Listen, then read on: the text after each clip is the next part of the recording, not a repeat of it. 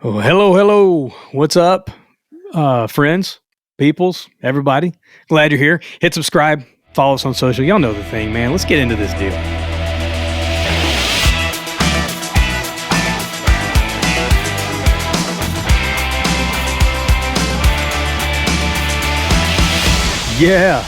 Yeah, we're here. I'm in quick today. I'm ready to get to work. I'm ready to talk about some music. Got Aslan Freeman on the show. Awesome dude, great friend. Got connected with him through a mutual friend, and we got to hang out and talk a little bit. And man, just a great guy. He is out there killing it on the road as a music director for Lainey Wilson, who country superstar. If you don't know about Lainey Wilson, I don't know where you've been hiding, but she's blown up this year. Awesome person too. Great record, Bell Bottom Country out this year, winning every award imaginable, and you're just killing it. And had a great conversation with Aslan. We're going to get into that as well. But it got me thinking about music directors. If you don't know what a music director, MD, does, they do a lot. They usually are the guys on the tour or girls on the tour putting together the band, responsible for that sort of thing, making sure the band's tight, making sure they know the tunes, making sure they got the equipment that they need. You know, they're directing the music. See, makes sense. And then live on stage, they're usually talking to the band, redoing arrangements, whatever. If they got to do a special, acoustic thing or whatever, they're doing arrangements. They're doing all that kind of stuff. And so they have a big job. They usually stick around with artists for a while. And they're kind of unsung heroes in the industry. Like, music directors are hardworking people. They have to know everybody's parts in the band. They have to understand what's going on. They have to understand the artist's vision, make sure that the band, the back line, the players are doing what they should do, making sure they hire the right people, all that sort of stuff. And so it's a huge job. Got me thinking about music directors that I really just love and respect. Aslan's obviously one of those. What he's done with Lainey's band is just phenomenal. Her band is amazing. Tommy, Kevin, and Matt, and all those guys are awesome. I briefly got to meet each one of those guys, but super kind, great players, super humble. Just, man, her whole atmosphere around her whole band and team, Lainey's deal is just amazing. And so, but I wanted to talk a little bit about music directors since I've got Aslan on the show today. First, I want to talk a little bit about Adam Blackstone. A lot of people know the name Adam Blackstone. He released a record earlier this year or late in 2022. I can't remember.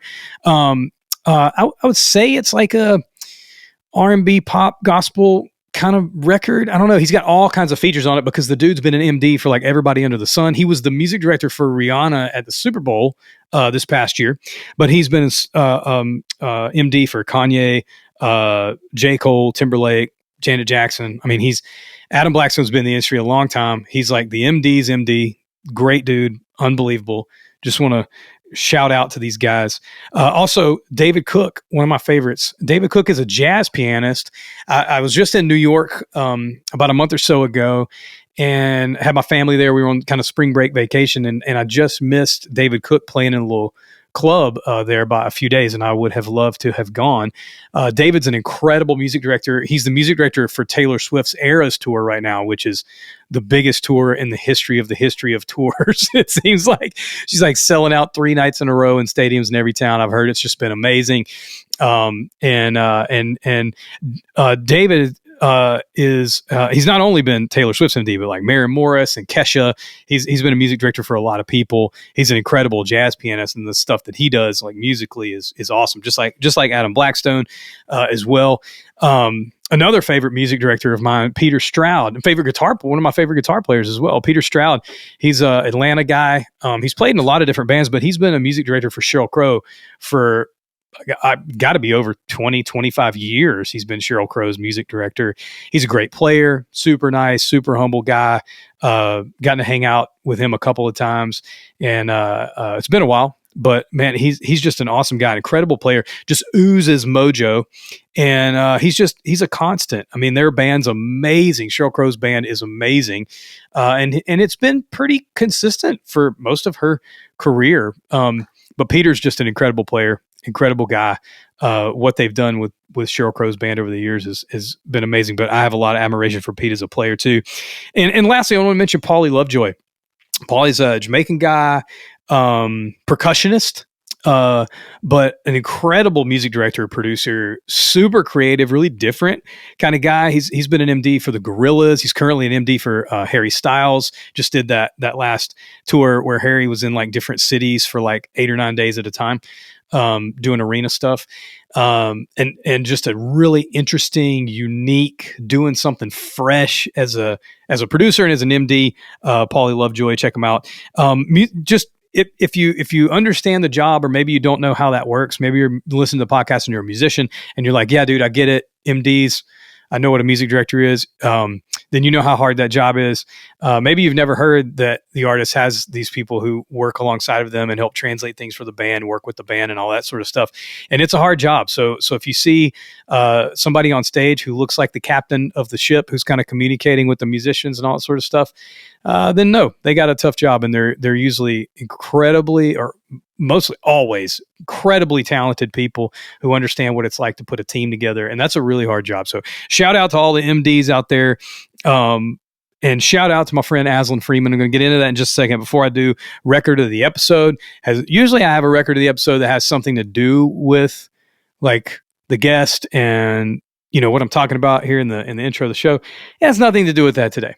I just found it this week. Went to a new record shop close to my house with my friend Mike, and got a copy of Young MC Stone Cold Rhymin'. If you don't know nothing about Young MC now, let me talk about it. 1989, Bust a Move. Bust a Move. Principal's Office. I bought this on a cassette tape at a Walmart in Vivian, Louisiana when I was, I don't know, 10. I don't know. I was 10 when the record came out, so 10 or 11. But Quincy Jones produced a bunch of this record. It's stellar. Flea from the Chili Peppers played bass on Bust a Move, which you everybody knows Bust a Move, dude. It's like it's one of those like cultural anthems. It's like all over the world. It's been played at every prom ever and every sporting event. I feel like all that sort of stuff. I don't know what's going on with Young MC right now, but this record in particular was fantastic. That cassette tape, I wore that thing out. There's some killer songs on here. This was kind of a new era of hip hop. I think Young MC, Biz Markie, the Fat Boys, there was like some buzz around this era of hip hop that was just really fun and really just, it was everywhere. Culturally, it was everywhere. And so I think this record's more important than it gets love for. If you're watching on YouTube or Spotify video, I'm holding up the vinyl right now. You can get a copy on vinyl for $25 somewhere. I think that's what I paid for this. I just never seen it before. And then I went online. I was like, is this hard to find? And you can get it. Like, it's been repressed, a great repressing. Sounds great. But anyway, it's a great record. If you've never listened to Stone Cold Rhymin', Young MC, check it out. Great record. Today on the show, my friend Aslan Freeman. Like I said, he's a fantastic guitar player and music director for country superstar Lainey Wilson. Aslan's also a producer, multi-instrumentalist. Like most music directors, he just gets how it all goes together. I had an opportunity a couple weeks ago, about a month ago, to hang out with him and the rest of Lainey's band at their sold-out show at the Roxy. They also sold out the Tabernacle that weekend. Lainey's just the real deal. And her band's the same. Aslan's the same. It was a great show. Took my whole family. Everybody had a great time. My son, my daughter, my wife, a friend of my daughter's. Like, it was just a great atmosphere and show. And we had a great conversation, Aslan and I do, in this episode about he's from North Carolina originally, and we had a great conversation about just growing up there and some of the records and artists that he was into and all that sort of stuff and what they got going on the road with Lainey right now. And I think you're going to love this conversation that I had with my friend Aslan Freeman. Aslan Freeman, how are you, dude? Good, man. How are you? I'm good. It's good to see you. Yeah, good to be seen. Good to see you. It's been a minute, dude. Yeah, it was great hanging out with you guys with a couple. Was it just a month ago? Yeah, I was good. Don't ask me how long ago it was. Yeah, I can't imagine. No, I can't imagine. I know you're home for like a day and then you're gone and then you're home for a couple of days. But like, how many shows are you guys going to do with Lainey this year? Do you know? The last number I heard was like 140. Oh, okay. That is crazy. Yeah, it's a lot. It's somehow like, I don't know. It sounds like we could do more for some reason in my head, but I know that's ridiculous because I know what 140 shows feels like. Yeah. I mean, y'all did close to that last year, huh? Yeah, we were really close to that last year, I think. I think it was 125 or something. That is nuts, dude. I can't imagine. And but you're home for a minute. Yeah. Yeah. Holmes, Nashville. Where are you from originally? I grew up in North Carolina. This town called Sanford, which is basically like, if you look at the map, it is the exact center of the state. Oh, wow. So like not a big town, not a lot there, but you were like 45 minutes to downtown Raleigh, 40 minutes to Fayetteville, 30 to Southern Pines, 35 to Chapel Hill. Like you get anywhere pretty quickly. So even though I remember when we got, like a real movie theater in an Applebee's in high school, and that was a really big deal. Applebee's, dude. Yeah. So at least we didn't have to drive to Cary to go to Applebee's anymore. I remember the same thing, but it was with Whataburger where I was from. We got we just got Whataburger here in Nashville, and everybody's psyched. We just got one here in Georgia. There's never been a Whataburger in Georgia, and they've opened like 4. Yeah. And I flew back from Vegas like a week ago, and on the way back from the airport, I was like, I'm gonna go in this Whataburger. Bro, the line, it was gonna take me like an hour and a half. I was like, no thanks, man. I went to the house. I mean, I do love some Whataburger, but the one here I think was pretty crazy for a while. Yeah, dude. I feel like North Carolina is kind of underrated in terms of its musical impact. Like I think like there's been a lot of incredible like artists come out of there. Especially like alt country stuff, maybe even like punk stuff.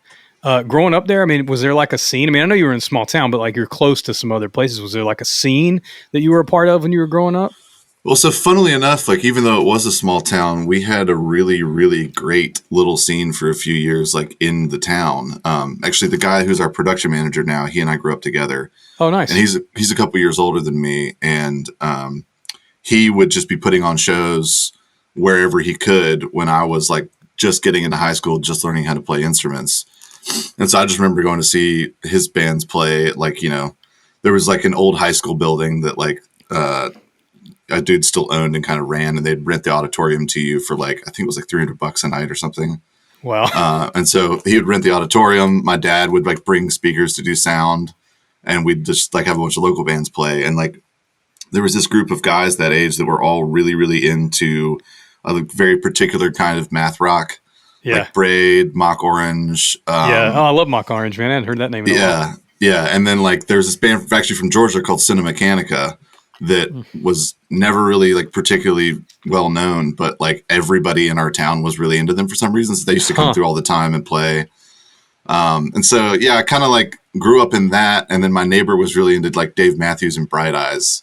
So I was just like all about the weird chord voicings, trying to learn how to play acoustic guitar stuff. It was a really interesting little insulated scene to grow up in. And that's kind of maybe how I would say North Carolina is as a whole, is that like a lot of the music, especially the best stuff, just doesn't ever really leave. Like everybody's kind of just happy to do their own thing, and they'll play local shows, play around the state maybe. But people don't really like tour out of North Carolina that much, in the grand scheme of things. And so like there's a lot of really great music to listen to and work on and run sound for and share bills with. But outside of the people that were creating it at that time, I don't know how many people ever would have heard of much of it, like. It's crazy though. I mean, I feel like though, I mean, I know like Ryan Adams and I think Thad Cockrell's from North Carolina, and we have mutual friends in Sarah Shook and the Disarmers, and like, stuff like Ben Folds, like I mean, too. I feel like people just forget. I feel like it's kind of like West Virginia too, or not West Virginia, but Virginia Beach, like that impact on hip hop, like Pharrell and Timbaland, and like people don't understand or forget. I forget, like, dude, that whole like Virginia thing was a big deal, and I feel like North Carolina was that for alt country.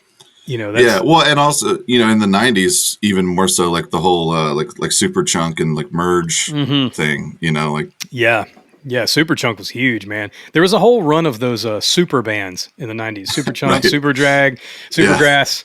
There was I don't know why that was, but you say your dad ran sound for all that. Did he play music? Did you grow up around music at the house?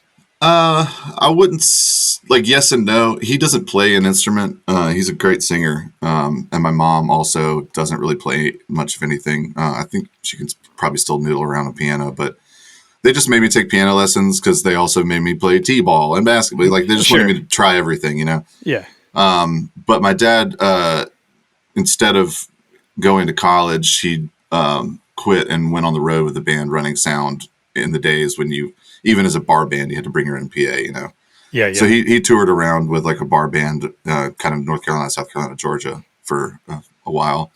And then he started working in radio. Oh, nice. And so we just always had like mics and recording software sitting around the house, because he ended up teaching radio broadcasting at the community college in town. So in that way, there was a lot of music around the house being played, being listened to. I remember like when he would come like pick my neighbor and I up from school, he would have a couple CDs with him most days of like whatever had been sent into the college radio station. Oh, I bet that that was he awesome. thought we might dig, and we'd listen to it on the way home. There's one day in particular, I remember he had From Under the Cork Tree by Fall Out Boy and this record called Phantoms by the band Acceptance. Oh, yeah. And we listened to the first few tracks of Under the Cork Tree, Dance Dance Sugar We're Going Down. And thought, we're like, oh, this is cool, okay. And we popped in the other record, and that Acceptance record is still one of my favorite records of all time. Really? It blew my mind immediately. And I was like, oh my God, this band's going to be, so big. And like, fast forward a year, Fall Out Boy is the biggest band in the world, and Acceptance is broken up. I was like, come on, man. Isn't that how it happens, though? Yeah.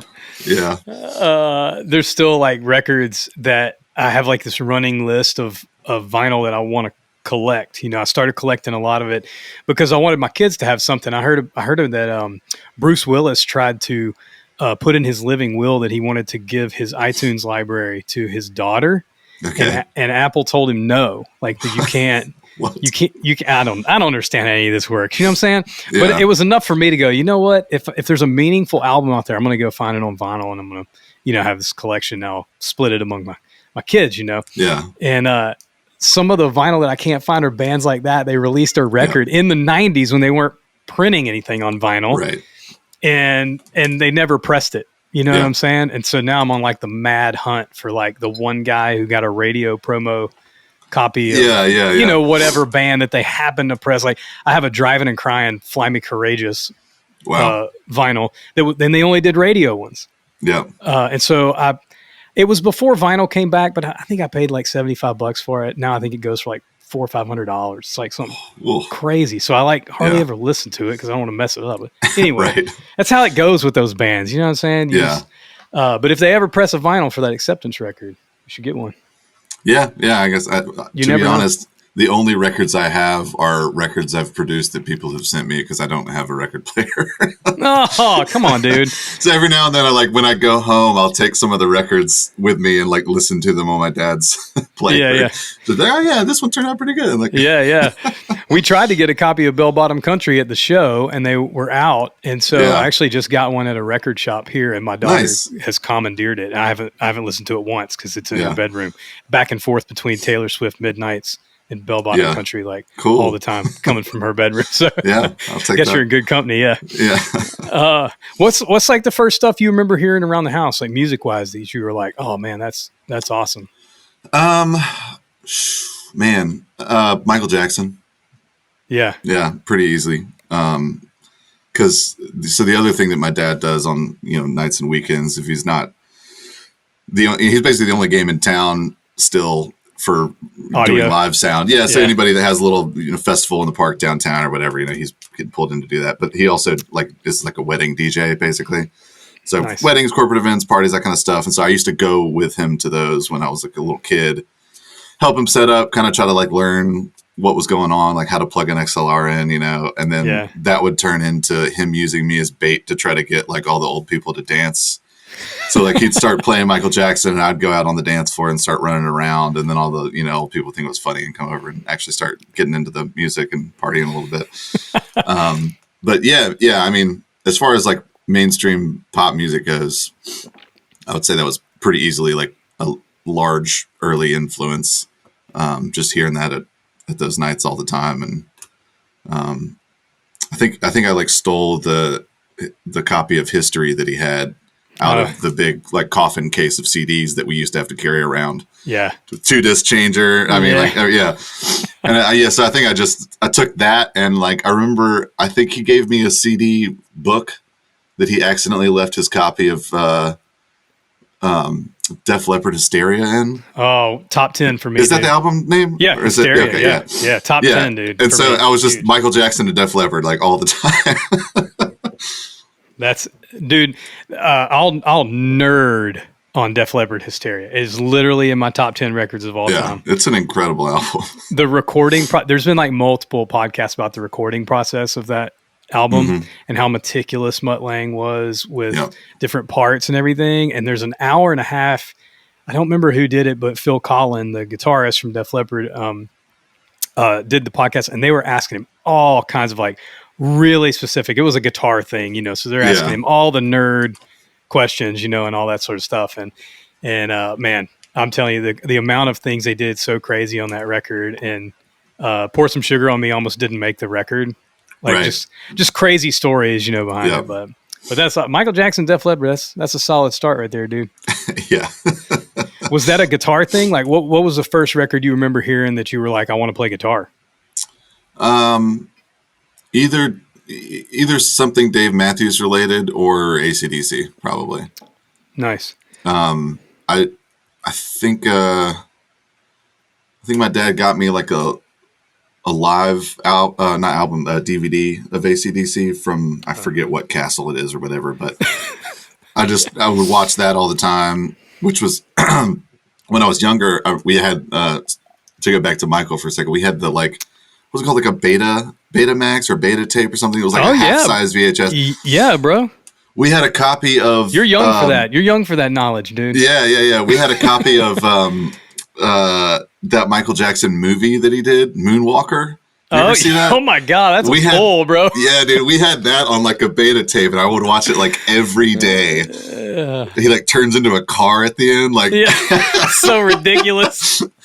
That turned into like, I guess I just like ended up liking watching music movies, and so I used to watch that AC/DC thing all the time, and then like I played drums first. And so I think I was like getting into like, Metallica and AC/DC just for like rock drum stuff, just fun kind of things to learn to. And then I think that turned into like, once I got introduced to Dave Matthews, I would just play along to the entire Central Park concert, just all 3 hours, just trying to figure out the drum stuff straight through. And then that turned into like, wow, this guitar stuff is really interesting too. And then, at some parties, somebody's older boyfriend had a electric guitar and taught me how to play Seven Nation Army, and then I was just like, saved up my lawn mowing money all summer to buy an acoustic, and then started learning Dave Matthews songs. So that's awesome. Yeah, but awesome. I couldn't really figure out lead for a long time. I had no idea what to do, and so I think trying to learn AC/DC, I got frustrated enough that I actually started taking lessons to like try to delve into the actual theory behind it.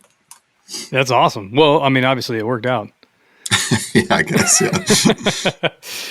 Did you like immediately go like, let's put a band together, let's do the garage thing, or like, what was the next step for you? Did you get into an original band? Did you get a cover band? Like, what was the next step? Yeah, the first thing we did was I was playing drums, and I'd met a bass player and a guitar player through my guitar teacher because he would do group lessons. Oh, nice. So, and then we'd alternate weeks. So like 1 week you'd sit down, all the four of you, learn a song, go over the theory behind it, talk about the rhythm and the lead stuff. You go home and practice that all week. And the next week you come back and he would have his rhythm section from his like bar band come in and play with us. And we would alternate rhythm and lead parts. That's so cool. So yeah, doing like Boston and Avenged Sevenfold and like wild stuff all over the place. That's great though. Yeah, and so it was cool, like actually getting to have the experience of playing with other people while you're trying to learn how to play an instrument. Yeah. And through that, one of the bass players and another guitar player that I'd kind of known growing up, we started a band. I think we might have had like one real song, but it was mostly just us trying to like figure out covers. We went and played a Battle of the Bands in like Pinehurst. And played like Master of Puppets, Immigrant Song, like just dumb, Yeah. We did not win. Is there a recording of that somewhere? Actually, there might be. I don't know where it would be at this point, but there was at some point. And then Yeah, like got asked to play guitar in another friend's band in high school, and the singer of that first band and I kind of morphed into doing like an acoustic thing once I started learning how to play guitar. Yeah. And so we would just kind of sit around. We were both in theater together, so we just like sit around in theater class and like play acoustic guitar and, you know, like take requests from the girls, you know. And that turned into I convinced my best friend, or one of my best friends, to ask his parents for a bass for Christmas, and I taught him how to play it. And so we would sit around a mini disc recorder in our unfinished basement. Yeah, man, we're pulling out all of another pull. Yeah. all of the dead recording platforms, Betamax, mini disc. Like I said, like, yeah, my dad was into tech enough that he would always have whatever the newest thing was, even if it was going to be obsolete. Player. Yeah, you had an ADAT around there. Yeah. So we would just sit around a mini disc thing and just record the songs and, like, you know, figure out what was wrong with them and how to get better. And then that turned into, okay, now I've got an electric guitar, and met another drummer, and one of the other guitar players from my guitar class played lead, and we had like that was our first proper, like, all original music, like putting on those shows around town and trying to get bigger acts from Raleigh, Greensboro, or some even touring through. Like we could snag people on the way through sometimes, because I remember thinking it was so weird that bands would want to play these shows at like our high school auditorium. Yeah. And then, like, growing up and going on my own tours, I realized, like, those were like the sickest shows. Oh yeah. For a touring band, like, coming through, there's like, you know, easily like 500 kids. You're getting paid pretty well. Everybody's buying merch. Like, that's a great night. You know? Yeah. Like, or like it's some unknown punk band from Baltimore or whatever, you know? Yeah, just because it was cool, especially in a smaller town. You know, you really appreciate that stuff. The same thing for me growing up where we did in North Louisiana. Like, anybody comes through, even like somebody's garage, some band's playing, you're like, dude, I'm in. Like, just to see live music was so rare. Back then too. But I know at some point you came across Matt and Kevin, is it the Nolan brothers? Like, at some point you guys knew each other before Lainey's band. Yep. Were they in that scene too? Did you know them growing up? No. They're from Laurel, Maryland, and they both ended up going to college at Loyola in New Orleans. And big jazz dudes, and there's a weird Louisiana connection to all of this, because I know they did not meet this guy when they were in Louisiana, but another guy that I know from Louisiana, from Baton Rouge, he and my band were both managed by the same friend for a little while, who was a drummer in like a metal band that we used to tour with. And they kind of stopped touring, and he started doing, you know, like just trying to help people out, like making connections, like that sort of management thing. And then he convinced Jason to come up from Baton Rouge to my parents' house and record an EP with me, because I was off the road, like producing full time at that point. Nice. And so he was like, you know, he was like, yeah, I'll get a little finder's fee, basically. Like, Jason will pay you. Jason will get a better record than what he has right now, because I, you know, think you're a decent producer or whatever. And so he came up and we did that. And then I think a couple years after that, he moved back to Nashville. He's bounced back and forth between Nashville and Baton Rouge a few times. And by the time I moved to Nashville, he was trying to make another record, and some of the stuff that he had planned kind of fell through. And so he hit me up and was like, hey, so I you know, I only have this much money, and like, can you just bring your stuff over to this Airbnb that like my buddy has, and we'll just make a record in a house. And I was like, yeah, sure. And so went over there, and he had met Matt and Kevin sometime in there, I think pretty recently, honestly. And so he had hired them to be the rhythm section on his album. So we produced this album in a house. It's like Arctic Monkeys meets Queens of the Stone Age, but from the swamps of Baton Rouge. You know what I mean? Like, sounds fantastic. It's a great record. Yeah, it's called Alcatraz by Jason Martin. Okay. Yeah. And so it's really riffy, you know. And at that point, I was already band leading, MDing, whatever for Lainey. And the biggest problem I had with kind of like taking a risk on hiring people is that, a lot of the best players are good enough to just read. And so they'll chart a song once and show up and just read it. And they don't learn sig licks. They don't really know how the song goes. They're not really engaging with the music or the artist. And it bothers me. Like, I get it. Like, yeah. But that wasn't what I wanted for Lainey, obviously. And I personally just, like I said, didn't love it. And so them learning these songs for this record, I was like, okay, there's attention to detail there. Like, these guys will learn licks, like, because it was nonstop riffs. Like, you couldn't fake it. You had to learn. Yeah. And so, I just started calling them whenever I needed someone. I just started calling them first, and they were busy and could never really do it. And then Kevin finally played a couple shows with us on bass. And just over the years, like I said, whenever I could, I'd try to pull them in. And then finally everything timed out, unfortunately, right at the beginning of 2020, where they had some daylight at the beginning of the year, and we had our first real tour opening for Justin Moore and Tracy Lawrence, and they could do most of it. And then actually Jack from Sarah Shook's band, he and Tommy were my other rhythm section. Oh, nice. So I would bounce between the Nolan brothers and the two of them, depending on who could do what weekends. And we got about halfway through that tour doing it that way. And then, the world shut down. So, man. Yeah. How did you get hooked up with Lainey in the first place? I just blind luck. Yeah.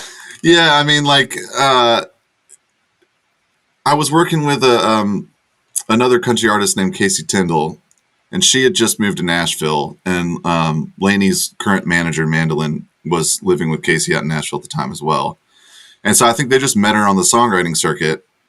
And I'd been doing production work and like running sound, stuff like that for this company called Deep South that Mandolin was also working for. And they kind of do like event production management, business management. They do a little bit of everything. They're kind of like the only game in town in Raleigh. Huh. And they owned a little bar too. And so like our production manager and I used to work at this bar together. We were the main sound people. Nice. So I'd like run sound for Casey when she came through, and that turned into when they signed Casey to management, they sent her out to our house to do some writing and recording because she hadn't really done a lot of that. Our 90s cover band became her band for like a month. Like we like opened for Charlie Daniels because she'd never played with a band before, Oh, wow. Yeah. Yeah. And so I think they just told me one day that their friend Lainey was coming through opening for this guy, Frank Foster, that she used to have a deal with. And just to say hi, whatever. And I was running sound for their show that night. So I just, introduced myself, and she played acoustic with Frank's drummer and bass player, and was just, as energetic as she is now, just kind of like rocking, ripping it up. And that was kind of it for, 6 months. I don't think it was like a year later, but it was a while before I was deciding to make the move as well. And then I was out looking for a place to stay, and she was playing around, and Casey and Mandolin were like, hey, you remember our friend Lainey? She's playing around at Tin Roof tonight. Do you want to, go and hang out, like meet some people, whatever? I was like, yeah, sure. And so went over there, and she played this song called Dreamcatcher that's on the first project that she and I did together. Yeah. And I was just like cried in the corner of the bar, like uncontrollably. And I was like, I was so burned out in general at that point in my life that I was just like, I don't remember the last time that like music made me feel this way. Yeah. Like that intense. So I just, after the round, I was just like, hey, I don't know if you remember me or not. We met in Raleigh, but like I'm friends with Casey and Mandolin, and like, I thought the songs you played are great. I think you're a really incredible singer. Like, I'm not really sure what I'm doing, but I am about to move here, and I have historically been a producer. So if you need anything, like, let me know. And I moved in September, and I think in November, maybe she hit me up and we started working on like some acoustic demos. Yeah. Just for songs that she liked that she'd written. And basically that batch turned into the EP that she put out, the self-titled that we did together. Where like, I think we maybe recorded like eight 8 tunes that we started working on, just acoustic guitar and vocal. Yeah. And then from that, she picked ones that she liked and was like, hey, can you like produce these up into like full arrangements? And I was basically working out of like a closet in a studio in Goodlettsville, which is like north of Nashville. And it was like an old orthodontist's office or something. And so I was like, basically my mixing room was in one of the exam rooms, you know, windowless, just great. like, you know, yeah. And so I like all the drums on that stuff's programmed, you know, and it was just me. It was me spending a lot of time trying to see how good I could make fake stuff sound. Cause I was like, if I can, this is my first opportunity to record country songs like this, you know? Yeah. So if I can come up with a process now, that I can use as a template, maybe I can streamline, and maybe this is the work that I do moving forward. I'll just try to make friends with a bunch of songwriters and just do demos for them. Yeah, totally. Because I'd heard a lot of other demos for other tunes that like Casey or whoever had written, and I was just like, these are bad, and I feel like you can get a better demo really quickly. Well, it's crazy too. I mean, there's guys who make a living just cutting demos all day. Yeah. Like a good living, like players. I mean, you know, producers obviously too, but yeah, that was the thing is like I could make more for a demo recording for a songwriter in Nashville than I could make for a master from a band in North Carolina. Oh yeah.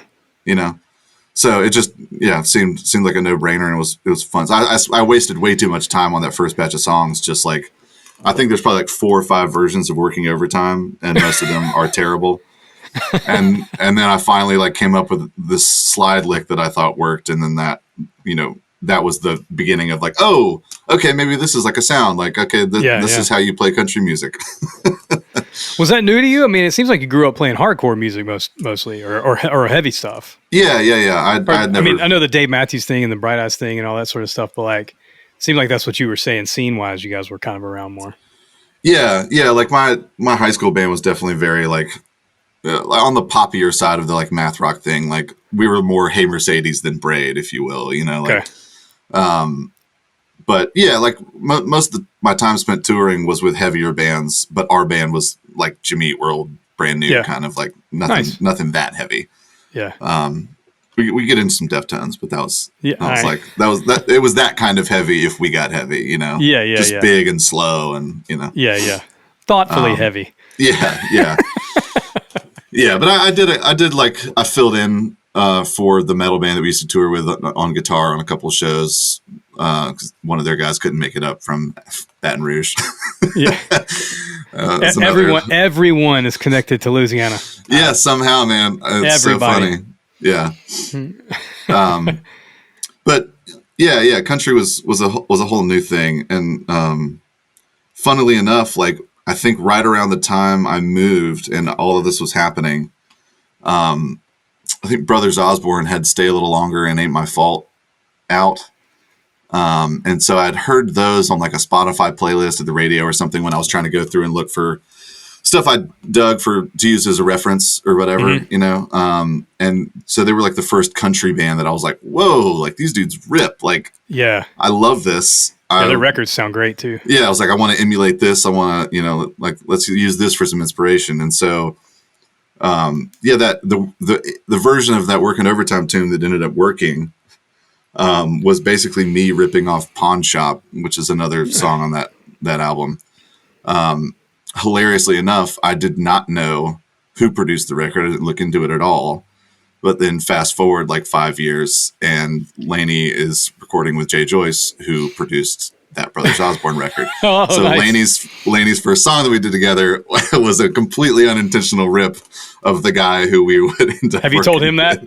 No, I haven't told Jay that yet. Yeah. You should tell him. Yeah. I don't think it's come up in a easy way. That's awesome. That's awesome, dude. Pretty funny. Well, it seems like y'all been killing it. I mean, I brought my family. I was telling you before we hit red on this. You were so gracious, invited us out to the Roxy show, and my daughter and I got to hang with you guys. And I think that Lainey's band's pretty eclectic.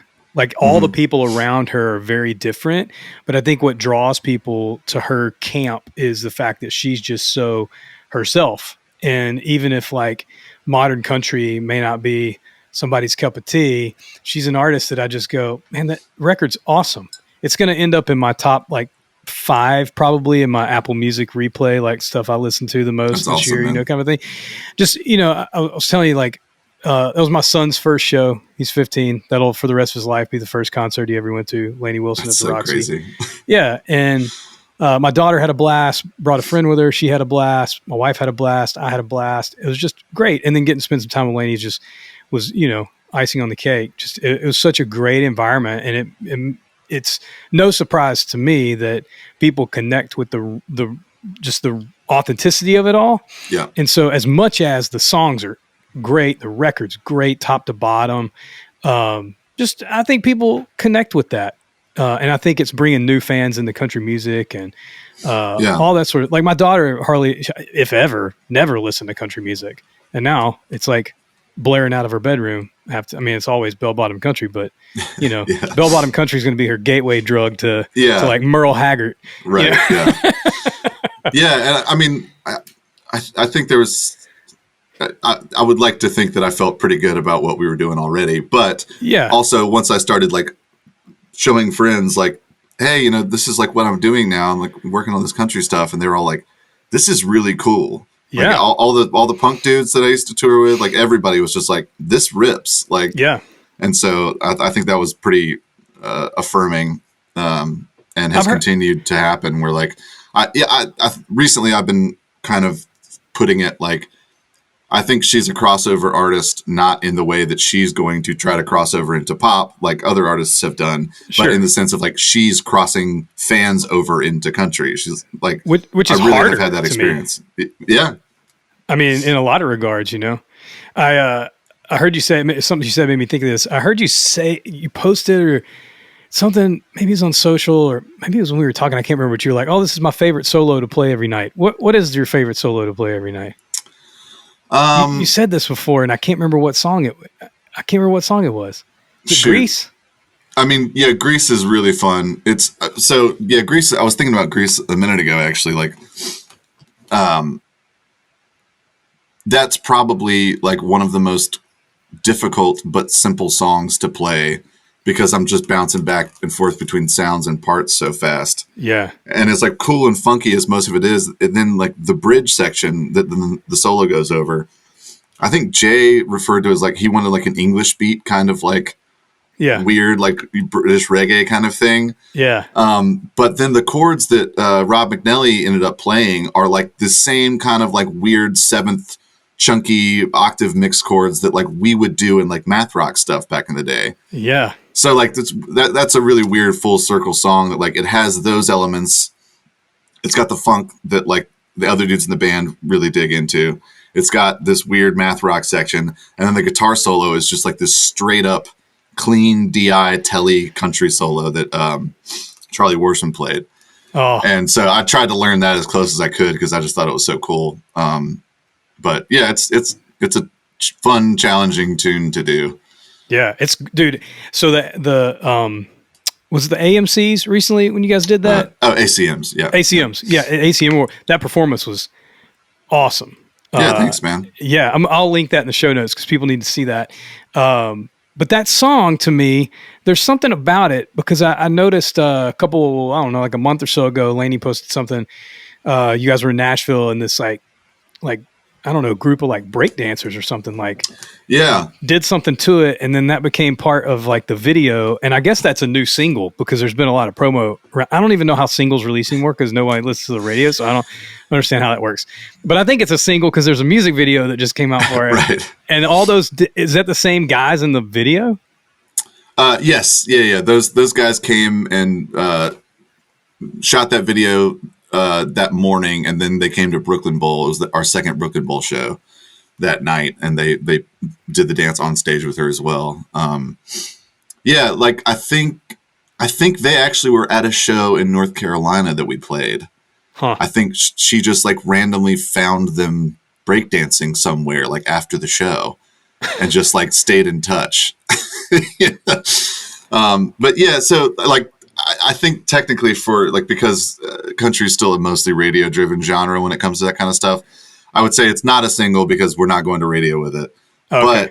But like for both the last album and this, album, I think there's been songs that we as a group have wanted to push regardless of whether we thought it would work at radio or not. Mm-hmm. And so like LA, funnily enough, it's like the funk stuff, like LA from the first record. Oh man, my daughter loves that song. That's a great song.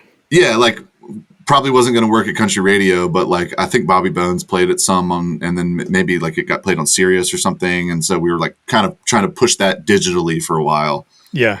And I think that's kind of what's going on with Grease, where it's like, it's one of our favorite songs to perform and play and listen to. Like we've been excited about it since the demo.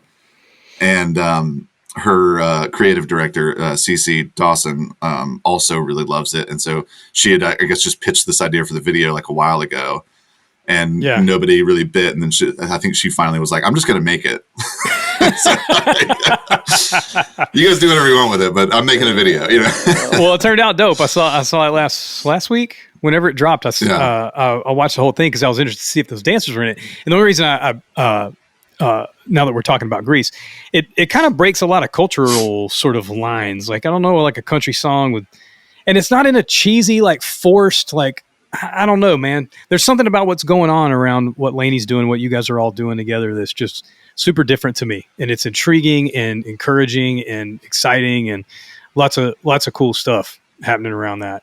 Yeah. I mean, yeah, like you said earlier, makes it a lot easier when she's just being herself. Like you don't have to, you're not trying to do anything. It's just, that's what happens. You know? Dude. I mean, I'm from North Louisiana too. I can tell if somebody's being from North Louisiana or not. Yeah. You know what I'm saying? My favorite track on the record is Hold My Halo. Is that a single? Technically, was that a single? No. Okay. Didn't get a radio with that either. I think it was discussed, but that's a great single. That would be awesome. Yeah. No, it was definitely in the running, but I think they're going with something else. She pushed it a lot on social, and that was the song. Like when I got into it, it was like before Bell Bottom Country came out. My dad actually knows somebody in her family. It's North Louisiana. You got to be careful who you date. You know what I'm saying? Yeah. And was like, hey, you ever heard of this girl? And anyway, I started listening to some of the last record, and then they started promo for the new record, and she kept posting little clips of Hold My Halo. I was like, man, that's a catchy chorus, because that's all that she posted for like a month and a half. I'm like, when's this song coming out? I want to hear the song. And that solo is super fun too. I actually sat down. I'll make a list of tunes that I go, I just want to learn that, just to learn, just to learn something. That's how I feel like I get better as a guitar player, is just learning songs, and then figuring out how they apply. And so I learned that whole tune, the solo and everything. It's super fun song. So I know you guys got a busy year ahead of you. And you're only home today. And behind us, before you leave again. So I appreciate the time, dude. I always ask, like, you got three records, Desert Island albums for Aslan Freeman. Do you know your three Desert Island records? I had a pretty good 5 going at one point. 3 is tough. I mean, in spite of the fact that I haven't listened to it in a while because of personal reasons, Dark Twisted Fantasy by Kanye is like way up there for me still. Yeah, still a great record, man. Yeah, another one that I also haven't listened to because of people's personal problems is Devil and God Raging Inside Me by Brand New. But I mean, it's like those are 2 perfect records. Like there's just no 2 ways around it. Number 3. I'll mix it up a little bit. Right. And you can have 4 if you want it. I'll give you 4 if you want it. No, I'll take the 3. I can think of like there's definitely some options. If you're going for like what was more influential and whatever. Yeah. We were just talking about this one the other day, so it's on my mind. A record called Death Magic by a band called Health. Okay. That record is incredible. If I had to sneak a 4th in, it would be that Acceptance record, probably. But all right. I'll let that one slide because we already talked about it. I'm gonna go check out that Health record. I always love finding. It's so funny. Like very rarely does anyone's Desert Island. I've had over 30 episodes of this podcast in the last year, and very rarely does anybody's Desert Island records cross over. I think Appetite for Destruction's maybe been mentioned twice. Yeah. You know what I'm saying? But it's pretty common. So. Yeah. But it's been great, man. I really appreciate the time, dude. This has been an awesome conversation. I know you guys are so busy. I hope you guys have safe travels and just a super great year, and just stay on the trajectory you're on, man. So appreciate the time, man. Thanks for being on the show. Yeah, of course. I will leave you with this. If you haven't, I'd also say this probably I like harp on this way more than I probably should. But if you have never learned the guitar solo, the extended full guitar solo to My Sharona, you need to go learn that. Done. Yeah. There's a 5-minute version of My Sharona that's not the radio edit that has one of the most amazing guitar solos of all time on it. That fantastic, dude. I'm on it. I needed something. I was sitting here today going, what am I going to learn next? Extended My Sharona. I'll shoot something and I'll send it to you just for accountability's sake. You know what I'm saying? That I had to learn it. So anyway, I appreciate it, bro. Thanks for being on. Yeah, thanks, man.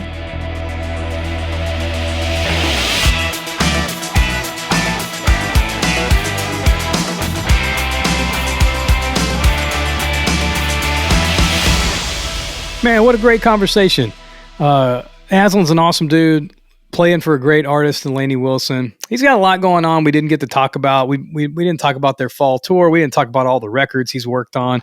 But the good news is you can follow him on social media. Make sure you do that at FutureGhost41 on Instagram. You can also follow at Lainey Wilson Music to keep up with everything they got going on there.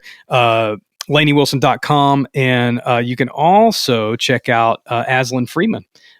.com, and he's got some stuff there, some productions that he's worked on, things like that, how to get in touch with him, all that sort of stuff. So, but follow Aslan on social at FutureGhost41 on Instagram, and make sure you're following at Lainey Wilson Music as well, so you know what's going on with all them. And also make sure you're following MyFi at MyFi Podcast everywhere: TikTok, Instagram, Facebook, Twitter, the whole deal. Also check out MyFiPodcast.com. You can go back and listen to old episodes, get connected with the info, sign up for the newsletter, all this sort of stuff to make sure you stay connected to the podcast. Make sure and share it with somebody. Tell somebody about MyFi. We got some great guests on coming up, and super excited about those episodes. So stay tuned. So glad that you're checking in. Make sure to just enjoy yourself. Enjoy music. It's summertime. You know what I'm saying? If you're listening to this anytime near where it came out, it's summertime. So enjoy yourself. Enjoy music. Share some good music with some friends. And until next time, you guys all have a good one.